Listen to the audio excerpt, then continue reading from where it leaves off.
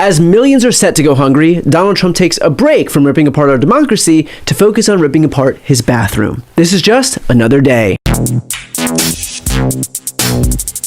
While tonight is Halloween, a holiday known for fear, terror, and frankly a chance to show a little more cleavage than normal, it's looking like November 1st will be even scarier. 1 month into the government shutdown, and this morning 42 million Americans on the doorstep of a hunger crisis. SNAP federal food assistance set to run out of money in less than 24 hours.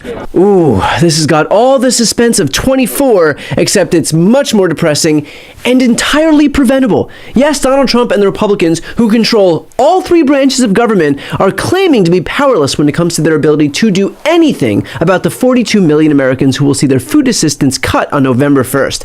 And Trump is truly baffled by all of this, politically speaking. You know, largely, when you talk about SNAP, you're talking about largely Democrats. But I'm president. I want to help everybody. I want to help Democrats and Republicans. But when you're talking about SNAP, if you look, it's largely Democrats. They're hurting their own people. Yeah, it's like Democrats are giving themselves a wedgie, punching themselves in the dick, and giving themselves a swirly. Except for the fact that it's not true. Louisiana, which votes for Trump, has the highest poverty rate in the country and also has one of the highest SNAP participation rates, with 18.5% of residents receiving benefits. Similarly, Oklahoma, West Virginia, and Alabama all have above average SNAP participation and poverty levels. So who's poorer now, huh? That didn't come out right.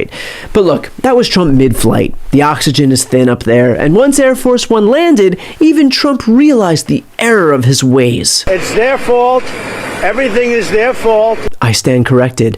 But there are some Republicans who are glad that this debate over the Supplemental Nutrition Assistance Program, or SNAP, has come to the forefront. This has sort of shined a light on a program that, especially under the last administration, has just become so bloated, so broken, so dysfunctional, so corrupt that it is astonishing when you dig in. So we're going to be talking a lot more about SNAP reform. We've got a lot of people listening now, which is very, very helpful. And to take that program back to its original intent of helping those who are truly needy in our communities, but not to have a massive welfare benefit where so many people are taking advantage of it that shouldn't be. Thank you! Finally! People taking on the greedy crooks who receive those government handouts when they really don't need them at all. And no, I'm not talking about the government handouts to billionaires who pay less in taxes than the rest of America, or the government handouts to subsidize dirty energy, or the government handouts to tech companies. I'm talking about those criminals who have a ceaseless hunger for thievery. Oh, and also just hunger. Because Republicans are depriving them of food assistance. I mean, Republicans in Congress, not the one in the Oval Office. He is so resolutely focused on delivering for the American people. All day, every day, 7 days a week, 20 hours a day. This is what he is thinking about. I'm sorry, but there are not enough bulls in the world to produce enough excrement to match that level of bullshit. Because as it just so happens, on the day before 42 million Americans see their food assistance disappear, the man who, according to Brooke Rollins, is so resolutely focused on helping his citizens went full blast on Truth Social to showcase his renovations of the Lincoln bathroom. And this motherfucker just kept posting. Trump is so tone deaf, he is the guy who would have tweeted about how soft his landing on his flight was on 9/11. I guess Trump figured until you can see all the angles, you can't know how truly heartless he is. And sure, it might feel like we're watching Trump take a giant shit on 42 million Americans right now, but apparently, thanks to the toilet placement by the window, you can literally watch him do it. And by the way, you know who loves this bathroom reno more than almost anyone? Carolyn Levitt, who commented on Trump's post by praising him for how elegant and beautiful his bathroom transformation was, and even added, "When I first learned a toilet like that existed inside the White House, I was horrified." Horrified! Which just goes to show that Carolyn Levitt and Democrats aren't so dissimilar after all. We both think that there is an outdated, unsightly fecal receptacle in the White House. We just disagree on which one. But just as Trump and the Republicans were marveling over their new luxury latrine, we got this piece of breaking news. 2 federal judges have ruled the government must continue to fund SNAP. Wow, amazing news for millions of Americans who truly needed this ruling. And frankly, I'll bet the administration and congressional Republicans are secretly pleased too.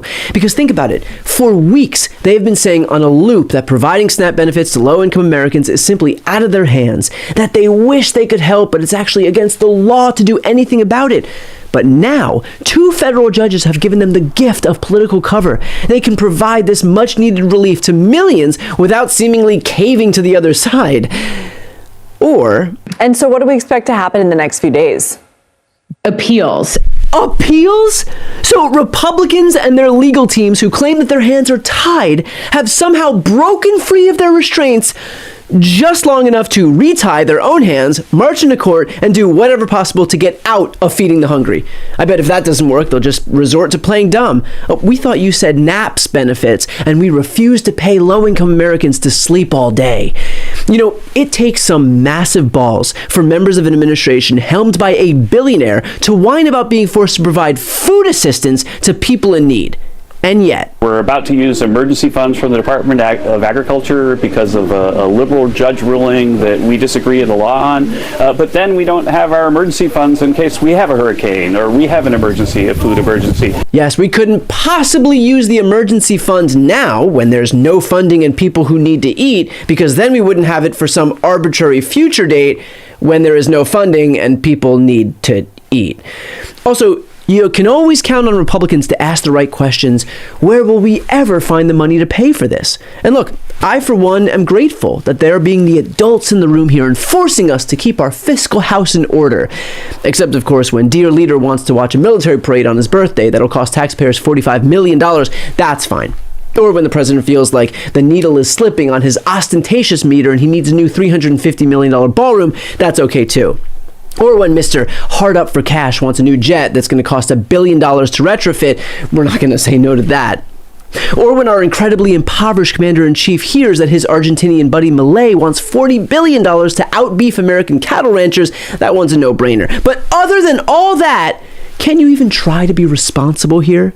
The reality is that I have spent all day poring over the data and crunching the numbers, and every time I keep coming up with the same answer, which is Donald Trump, his administration, and the majority of the Republican members of Congress are assholes. I mean, what other answer is there? If you locked scientists in a lab and ordered them to construct a president who could be more out of touch and cold-hearted, they would fail. And not just because the real Donald Trump cut their funding to the lowest rate in decades. Trump's sycophants can try and paint him as some benevolent leader who's a philanthropist at his core, but he is not that guy.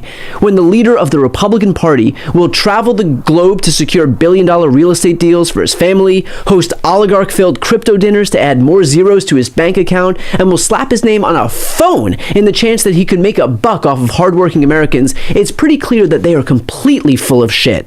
Luckily, Trump's got just the thing.